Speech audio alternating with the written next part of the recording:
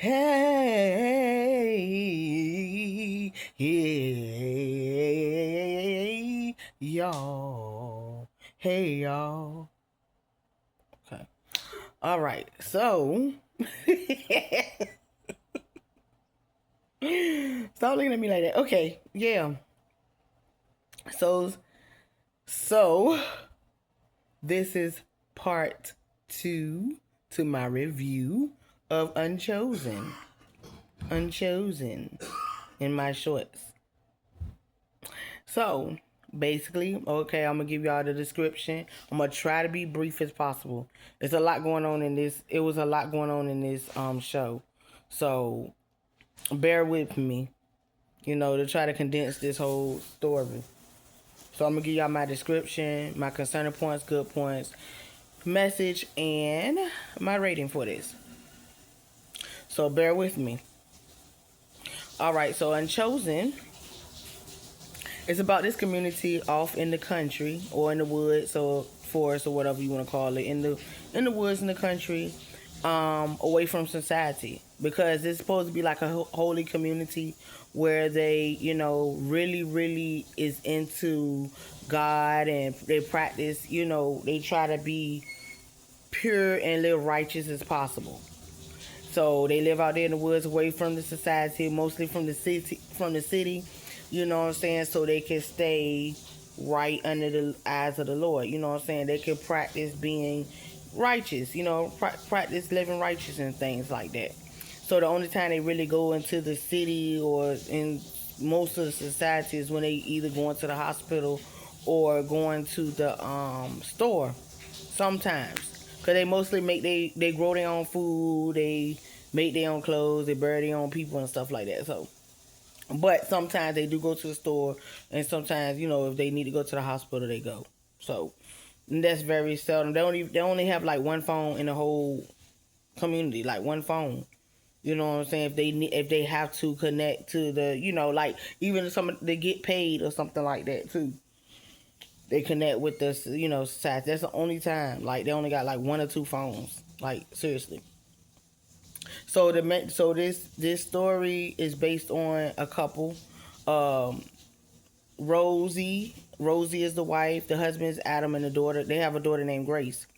Basically, so um, they have an event in the field, like a little a little fair, like a fair event. Like they have food, balloons, games, and stuff like that.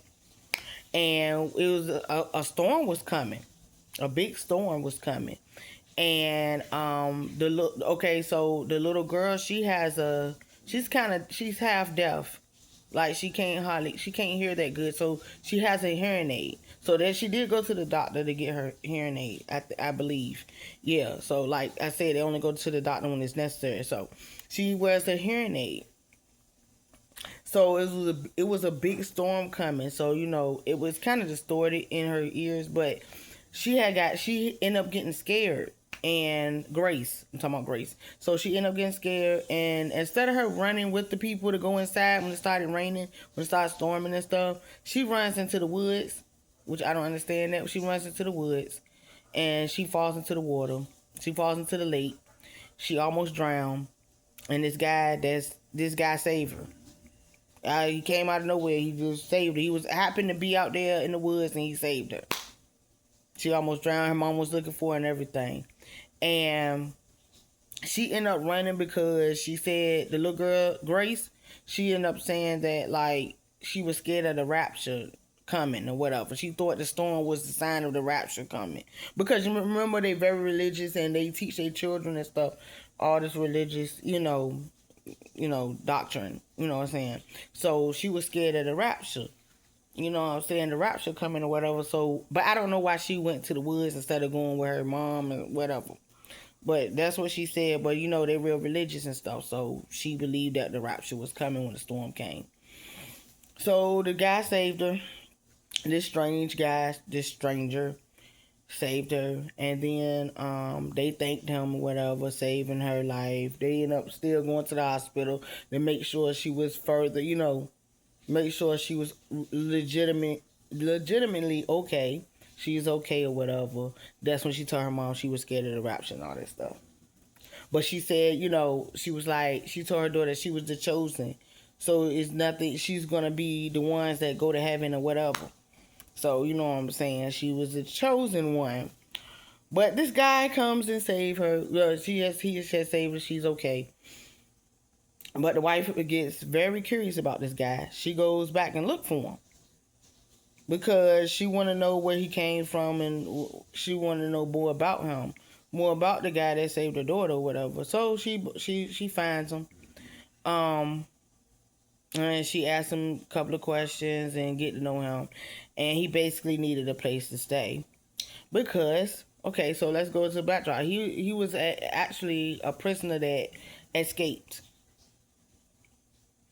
He had killed somebody out of self-defense.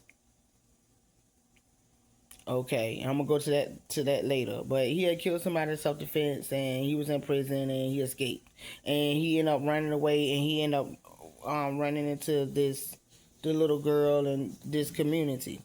He ended up running in the woods. He ran away. He didn't know where he was going. He ended up there in this community. So backdrop, the backstory. Let me tell you a backstory about the husband.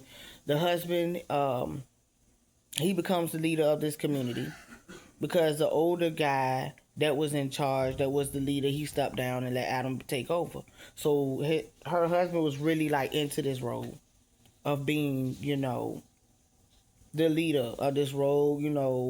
He had a lot of responsibility, and he wanted to make sure he aligned with, his duties as being a leader. Like, he was really into it. Like, you know what I'm saying? When he went into that position. So, you know what I'm saying? To the point where he kind of like neglected his wife's needs, basically. You know what I'm saying? Her emotions, I ain't gonna say disregard them, but kind of push that onto the back burner, like his wife and everything to the back burner. You know what I'm saying? So she ended up finding this guy, and then she became interested in him. And eventually, she ended up having an affair with him. Yeah. She ended up having an affair with the guy because, he was the opposite from her husband. He was adventurous. He escaped the prison, you know what I'm saying? But he was more, he escaped. He was more adventurous. He was more everything that her husband wasn't. You know what I'm saying? He didn't even cater to her emotions or nothing, even when they had, like, sexual relations. Even, he didn't even look at her, like... And like even her, this not even sexual, relations. It was like just emotional. He didn't like pay attention to her emotional needs. You know what I'm saying? He didn't cater to that. So she ended up having an affair with a guy. And then he was also into that leadership role that, when he was in power, his mind was more focused on the routine and the religious part of it, that he just neglected his wife. He neglected his wife a lot. But there's a twist. So he ended up and this is the crazy part, the guy, his name is Sam, actually, the one that saved the daughter, the prison, the runaway. So he ended up being this crazy because he ended up being, he got close to the husband. Like, he ended up working for it. Since he saved their daughter, he gave him a job. Her husband, Adam, gave Sam a job and everything. Became his, like, right-hand man. Put him in charge of half of the company and everything. And all this while, he having an affair, the guy, Sam, having an affair with his wife. But there's a twist. So later on, the husband started getting close to him. In that way. And he started taking interest in him too. And Adam started realizing that he likes men. He likes men. The whole reason why, his wife he wasn't into his wife either, like that. Because he realized things about himself when this guy came. You know what I'm saying? Because Sam got baptized and everything. So, Adam got close to him and he did something with him too. So whole time he don't know that his wife was having an affair, and she don't know that he did something with him too. So they both was messing with the same guy, with Sam. In a holy community, supposed to be holy and righteous. You know what I'm saying? The unchosen. You get it? Sam was the unchosen one. He was the unchosen. You know what I'm saying? You get it now. So, so he came and yeah, he messed up a lot of things. And yeah, they didn't know, the wife didn't know and the husband didn't know. And come to find out later on, he committed more murders. The Sam committed more murders than she thought. So later on, she started hearing things about Sam, and part of his name, his first name Sam was right, but his last name was different, and she started hearing things about him, about more murders that he did or more stuff that he did, like getting deep. And actually his brother actually found him there too. He came there too because they was because he okay. So let's go on with the story. He was because he had killed the. Okay, I'm gonna tell you about that later. So she ended up finding more about him, and Adam had a brother also, but he was in and out. Like he was in the community, he was out there, he was messing with another girl out there in the city, and he had a whole wife there. Adam's brother now. He had a whole wife there. She just had a baby. They already had 3 kids, and she had a newborn. So now they got 4 kids. The Adam's brother now. So he heard about stuff about the guy, about Sam. And she called him and asked him about it. So he was supposed to come and tell her about it, about more about Sam. But guess what? Sam killed him. Sam killed him. In a car, he saw him in the car coming towards the community, and he pushed him off the road with the car and killed Adam's brother before he can tell her everything what's going on about him. And so and the ex-leader, he was a drunk. He was a drunk, and he was touching on little girls. I'm gonna tell you about him. So the ex-leader, the one before Adam, the one that appointed Adam to be the leader after him, he was in the car with Sam when he killed the Adam's brother, and he franked him because he was drunk. So he made it look like he was drinking and driving, and he made a mistake and killed. You know what I'm saying? He made it look like he was the one that killed Adam's brother and put him in the driver's side, and made it look like he was the one that killed him. So that was crazy. Yep. And that's so she ended up finding out though. How she found out, Grace was playing with her cousin, which was Adam's brother's son. They was playing one day, and backstory, the ex-leader, he was did his wife leave him? The ex-leader, actually the ex-leader, the ex-older man, his wife ended up leaving him because he was a drunk. And he was touching on little girls too, but she left him mainly because he was a drunk. And after that happened with the brother getting killed, she left him. So, okay. So he was going out there emptying his bottles. You know what I'm saying? He was throwing all his alcohol bottles away. And Sam was going in the house, going inside, but he recognized his shoes and the way he walked. So, because he was in and out of it when he was driving, when he was riding with Sam. So he was in and out of it. But he remembered them shoes and the way he walked. And he thought about it. And he remembered that. And he realized that Sam was the one that did it. And when he realized that, he told Sam, it was you. And when Sam realized that he recognized that it was him, Sam tried to kill him.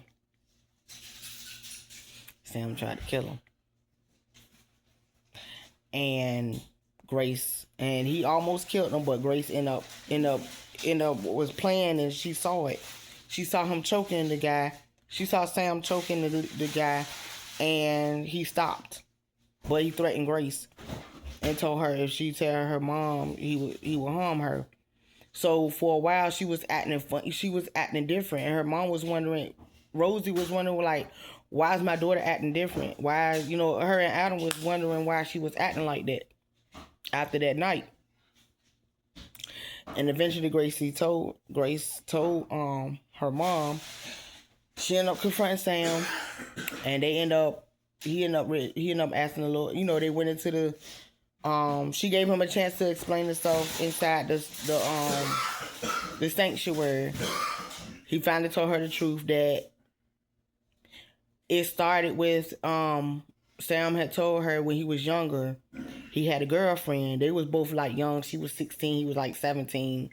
And he had a girlfriend, and she ended up messing with another guy. And she told him, and one night Sam had got drunk. That's when he was younger now. He got drunk and he choked her to death. And then when he went to prison, that's why he escaped. So he went to prison, and he didn't know that the girl's cousin, the girlfriend that he killed, was in the same prison that he was. And her cousin had recognized Sam and tried to kill him, and he killed him out of self-defense. And he escaped. And that's how he ran into the community. So he asked the Lord for forgiveness, and she was like, I'm not the one gonna be forgiving you. God gotta forgive you. It's not up she said it's not up to me to forgive you. It's up to God to forgive you. You know what I'm saying? So he asked the Lord for forgiveness and repentance and redemption or whatever, and whatever. So that's what happened. And but I think that's when he almost. But after that, that's when he almost killed the old man. Even after he repented and all that stuff and asked the Lord for forgiveness, that's when he still tried to kill the old man, and he threatened the girl, and then whatever. Oh no, hold on, that was before that. Okay, yeah, that was before. After that, after he tried to kill the guy, yeah. After he killed the guy, whatever, tried to kill the leader, then he asked the Lord for forgiveness or whatever. So, all right. So, later on, Rosie ended up telling her husband Adam that she had an affair with him because she was gonna ready to leave. She was gonna leave the community. But the thing was, she had to tell her husband because he didn't understand it. Like, you know what I'm saying? Because he didn't want her to leave him. Because Sam actually, come to find out, Sam actually suffered with abandonment issues. And he got baptized and everything, so he wanted a sense of belonging. He had a chance, that's why he killed the girl, because he had abandonment issues. And so now, after Rosie had found out about all this, she wanted to leave, but that wasn't the only reason she wanted to leave. She wanted to leave her husband too. Because now he didn't tell, I don't believe he told her that he did something with Sam, but she figured out that he was different. Like he had something going on with him. She knew it. But he didn't tell her exactly that he was in the guys, but she had a clue. She figured it out, basically, because she had told him, you don't even look at me when we having relations, sexual relations. You don't even look at me. You look like you hate me. And another thing, she had tried to escape because she wanted to leave. She wanted to leave the community because she believed that they was hypocrites and they won't live in the righteous life. Like, you know what I'm saying? They was hypocrites. And they won't live them right. Of course, when you try to have a perfect community under God, it ain't gonna be perfect. Nobody is perfect. So therefore, no human is perfect. So therefore, the community wasn't gonna be perfect. Of course, the only person that's perfect is God. And we be perfect when we meet our Maker. That's when we be perfect. But until then, we're not perfect. So she was gonna leave. But the thing was, everybody was acting like, this perfect. She didn't like the fact that everybody was trying to be acting like everything was good and it wasn't. So she wanted to leave and live her life out there in society, and she was kept away from a lot of stuff. So she tried to escape, and her Adam, for a punishment, when he found out, he punished her by raping her. So that was the main reason. That was the fact that he wasn't into her like that. You know what I'm saying? He realized things about him, and she realized it, that he wasn't into her, or women for that matter, like that. So she was gonna leave. That was the first reason she was gonna leave. She was gonna leave Adam for all of that. And then the second reason she was gonna leave, because Sam didn't want, saying, he threatened her if she left. He was threatening her, like, like he was gonna do something to her. So Adam at least was like, he was like, well, at least you're gonna let me at least see my daughter. And she said, yeah. And he said he wanted to take her at least halfway. Halfway to the road, so he could see her off safe or whatever. So as they was going to the road, he stopped halfway on the road, and guess what? Sam was following them. And so he got out the car, and that's when cause she had told Sam that he had killed his brother, that Sam had killed his brother. So when he got out of the car, he started to fight Sam. He said, "You killed my brother," but it also was a distraction so she can get away. Her and Grace can get away.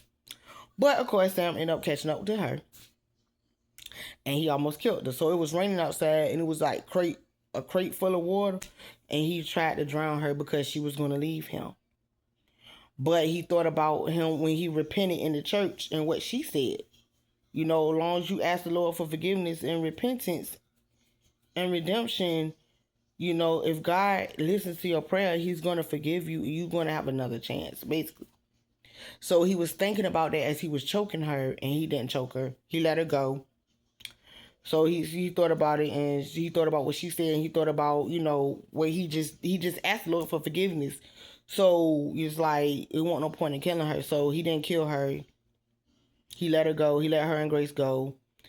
And she ended up leaving Adam, and she ended up living in the city with the ex leader's wife. When she left him, she ended up living with her son.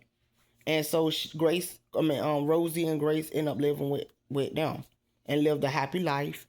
And Sam ended up being the new leader of the community. He had finally got his sense of belonging. And that's it. I think Adam stayed too. I think he stayed in the community too, but he stepped down because he realized he wasn't worthy, because his soul wasn't pure, like he said. Because when this old lady was getting ready to die, and you know how they pray your soul till you die, they pray your soul into heaven.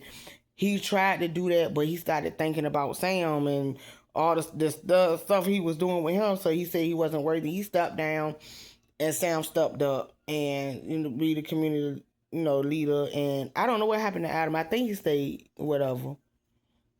And that's what happened. And basically everybody had a better life once they realized they realized they wasn't perfect as they thought. They tried to put on this facade, but it didn't work. And so that's my concerning point was Sam kind of manipulated them. He manipulated the wife, manipulated the husband to get, because he had abandonment issues, so he wanted a sense of belonging. So he kind of manipulated them, which was not the good. Was my concerning point about that, and was not the not so good points. The point, there's only one point. He manipulated them to try to get what he wanted. Oh yeah, and the brother came there too, because he was getting threatened because he killed the girl and the cousin. So they was beating him up. So he found him. People was beating him up because of Sam. So he came there too to stay with them. So he manipulated. So the concerning point was he manipulated Adam and Rosie to get what he wanted. He had an affair with him, but he didn't want to, because Rosie wanted to have a life with him, but he didn't want that. He just wanted to feel safe and not run no more. You know what I'm saying? Have a sense of belonging, to belong somewhere. But the good point was that he did come and messed up everything in there because they realized like I said, they realized they wasn't perfect. They was just going through the motions and not really meaning not really, full heartedly into like this, trying to be this perfect, this perfect community under God and pure and all this stuff. They realized that they had faults and they had to face them. They had to face their problems. Instead of just covering up and try to just act like ain't nothing happened. You get what I'm saying? Like that was a good thing. He came in there so they could realize what they need, what their problems were, and to ask the Lord for forgiveness and to do better. To do better with their lives and to, to do better in life. And to really clean their life up. So that was the good part about it. Him come in and mess everything up. Because everybody realized their faults and they all end up correcting their faults. Like the old leader, he was throwing his bottles away. And his wife left him, but he was throwing his bottles away. He finally did that, and it was a lot of stuff. So that was a good thing. And my message is nobody's perfect but God. But the thing is, we strive for perfection every day and try to do our best. We just do your best. It's basically do your best. And if you do something wrong, you ask the Lord for forgiveness or ask God for forgiveness. And you try not to do the same wrong thing. You ask the Lord for forgiveness and redemption and repentance or whatever. And you try to do the right thing after that. Don't just keep doing the wrong thing, try to do the wrong thing. You just try to do the right thing. And just be better. That's my message. We're not perfect. But you strive to do better every day. Because we're not. But you can do your best. That's all you can do. And my rating for this is an 8.5. That's it, 8.5, y'all. It could have been a little bit more action. There's a little bit more action in it. But other than that, an 8.5. And that's all I got, y'all. That's all I got. All right. Bye-bye.